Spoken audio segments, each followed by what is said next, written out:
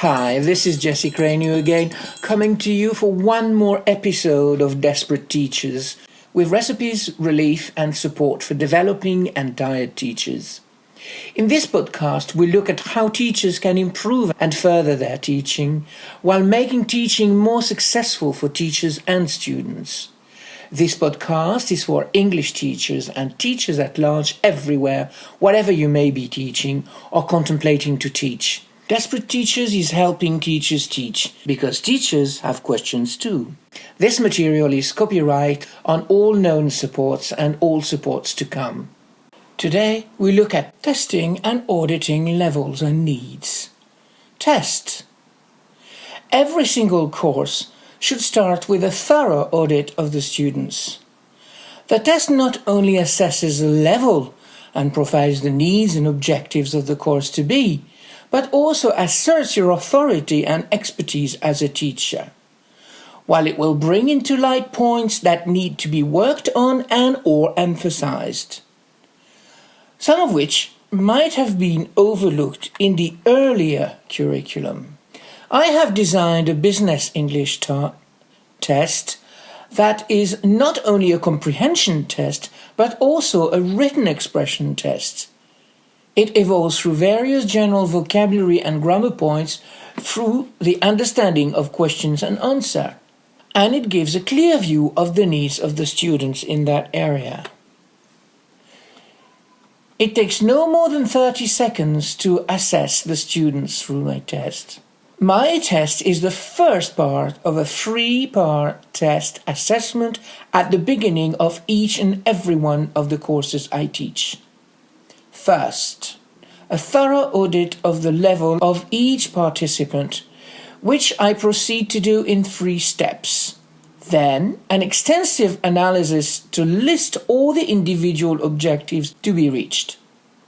After that, the drawing up of a profile course as per level and objectives with relevant support material to be used through the course. And finally, an end-of-course assessment of the course and progress achieved with suggestions to follow the course up. When assessing students in group, both at the beginning and at the end of the course, make sure one auditor or assessor only does the job from A to Z, and rest your auditing, assessing and process on solid, suitable standards, as it is usually found that no 2 people left to their own devices do this in the same way, nor along the same lines. Auditing level and needs. The cold test. I have every candidate take my written test above, the business English test. The test is done in 30 minutes without any form of help. I can email it and trust the students to do it and send it back to me by return email. The Lukewarm Test. When first meeting my students, I ask them to read through the test, and we look at the correction and needs together. This enables the teacher to hear the students as well as the students to speak through reading material they have already seen, and so are somewhat familiar with. The warm test. This part of the audit comes as a listening comprehension test, which I level from the written test. We check understanding in a relaxed way so as to pinpoint the exact level of listening comprehension of the student. This rather thorough auditing approach presents a great benefit of raising awareness in the students while building a strong foundation for the course to come. All this testing and profiling and laying down the tracks is always best done in the students' language. It is their language of confidence, and they will tell you more than they would in an all-English exchange, no matter how good they are at English. Remember, we all have an emotional language, usually our mother tongue, and the only way we get the message to sink in from square one is to use that emotional language. And remember again, it is not for the students to level up to the teacher's level. It is for the teachers to come down to the students' level to help them raise their level. And it is the only way the student-teacher relationship will work. Levels. Students' levels may be many, but not too many. Some organizations will have an incredible number of levels to rank and file students by, which not only confuses but loses students. People like to know where they are, but don't like being lost in a maze. Typically, there are 5 levels here, which the teacher will meet most often. Total or false beginner. The students at this level are getting rarer by the day, as people who have had some schooling will have encountered some English and learned some, and may even remember quite a bit. This group will accommodate students who have never had English or have studied only a little English.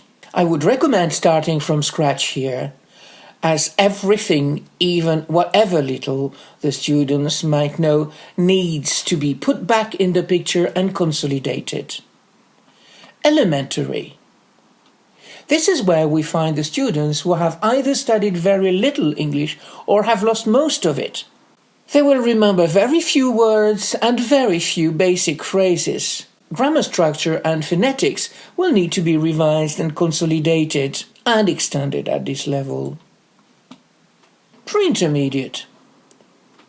In the in-company training sphere, this is the one that is the most common level. It gathers people who have studied quite a bit of English, but have lost command of basic vocabulary and grammar. The general and business vocabulary and grammar, as well as the 4 basic tenses, will need to be revised and consolidated before the students can move on and up. They will usually need quite a bit of work done on their phonetics too. Intermediate. Students at intermediate level usually have a good command of the basic general and business English and business vocabulary and grammar.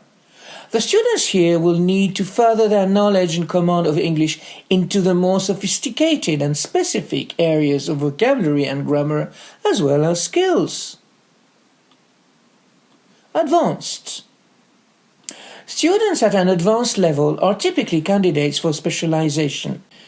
Those people will qualify for a specific project design and must be led into the highest areas of English. They are often people in higher management fields, so who will require more than any other levels, teachers who are more than just teachers.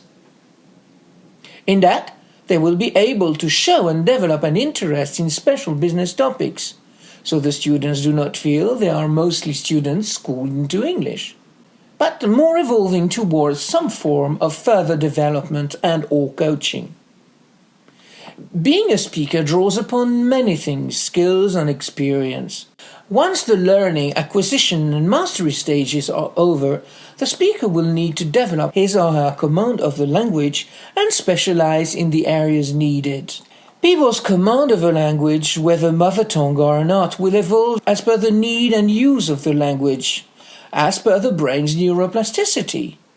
Drivers will learn to master the art of driving in another or own language, and likewise will doctors and computer users. One eventually becomes and is the language and culture he or she uses wherever, whenever, regardless. You are the language and indeed the person you live. For the students to learn, master and keep a level of English, the teacher will need to start with an extensive test to design the course that will enable the students to go further than the course. For more on teaching, check my book, The Comprehensive Teacher, also an audiobook by Maxine Lennon. Remember, always keep calm and speak English. Nobody will get hurt. All my audiobooks, ebooks and books are for sale on Amazon, Fnac, Kobo, iTunes, and may be listened to or read on most smartphones, tablets and computers.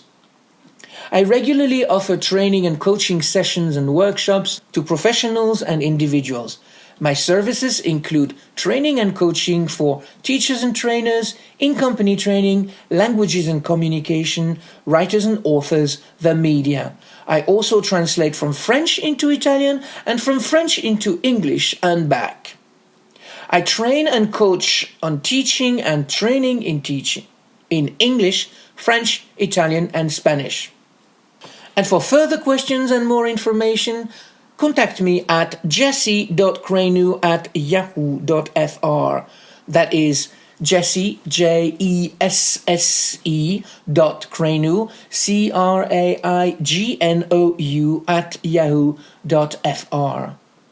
I will do my very best to answer new questions and take suggestions. See you in our next podcast.